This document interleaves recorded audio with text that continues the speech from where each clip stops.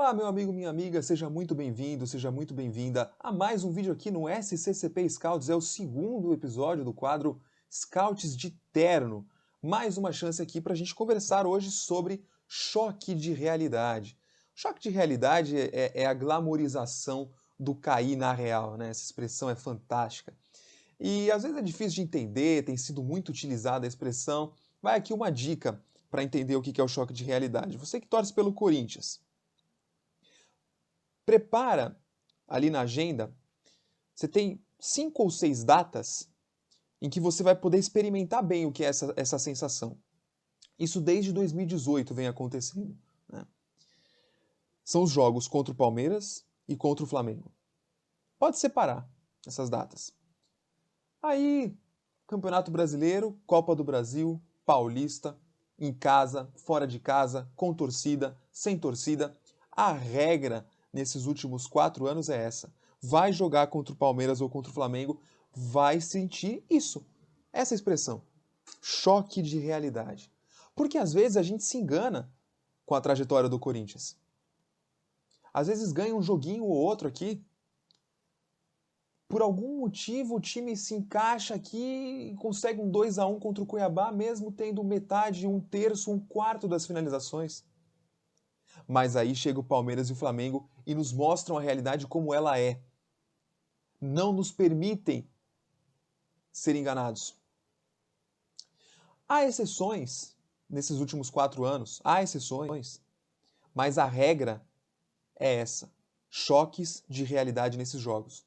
Sentimento de humilhação, de massacre, de inferioridade, de uma disparidade em campo que não condiz com a rivalidade histórica entre esses times.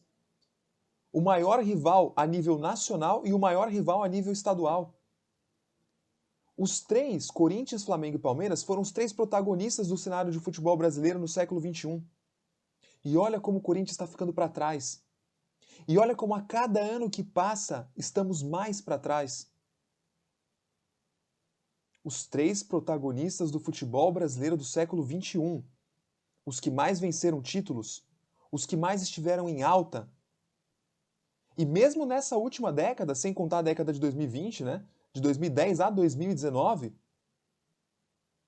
ou de 2011 a 2020, enfim, times que mais protagonizaram aqui, times que venceram o Brasileiro, a Libertadores.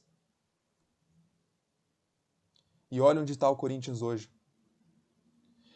E além de não representar bem a rivalidade histórica que existe entre eles, os jogos dentro de campo também não representam a folha salarial, que a do Corinthians é tão alta quanto a do Palmeiras, por exemplo, e um pouco abaixo da do Flamengo. Mas a disparidade dentro de campo é muito maior do que a disparidade na folha salarial. O que aconteceu com o Corinthians nesses últimos anos? Por que é que o Corinthians não consegue mais sequer equilibrar o jogo contra esses adversários que eram nossos grandes rivais? Especialmente o caso do Flamengo, é preciso dizer o que aconteceu de fato. Porque há 5 ou 6 anos o Flamengo se planejou para estar em uma situação delicada, incômoda, quase foi rebaixado para a Série B.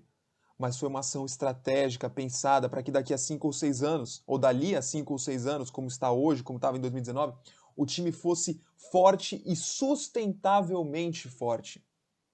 Porque o Corinthians teve momentos de times fortes também na década passada, só que eram momentos em que nenhum time era verdadeiramente organizado financeiramente aqui no Brasil.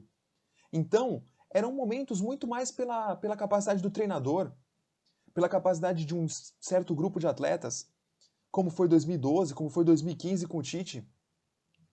Não eram instituições que proporcionavam essa força para o time dentro de campo. Eram méritos da comissão técnica e do grupo de jogadores.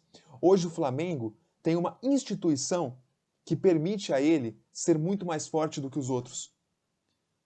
E olha, a comparação é perfeita. Esse time do Flamengo que joga hoje, com essa folha alta, com jogadores caros, tá lá desde 2019 com um baita de um assédio do mercado. O do Corinthians em 2015 foi inteiro desmanchado em 2016, porque não era sustentavelmente forte. Foi um brilho, foi um acaso do ponto de vista institucional, aquele time ter dado certo. O Flamengo de hoje não é um acaso, gente. Eu não sei se a todo mundo incomoda isso, esses choques de realidade, essa falta de sentir que o clube está enxergando que não é um acaso, que não é a sorte que está levando esse tipo de situação e que a cada ano que passa o Corinthians está ficando mais atrás desses dois. Eu me incomodo demais com isso. E você? Deixa aqui no comentário, deixa o like se você tiver gostado do vídeo, compartilhe com seus amigos. Te vejo na semana que vem no próximo Scout de Terno. Um grande abraço e vai, Corinthians!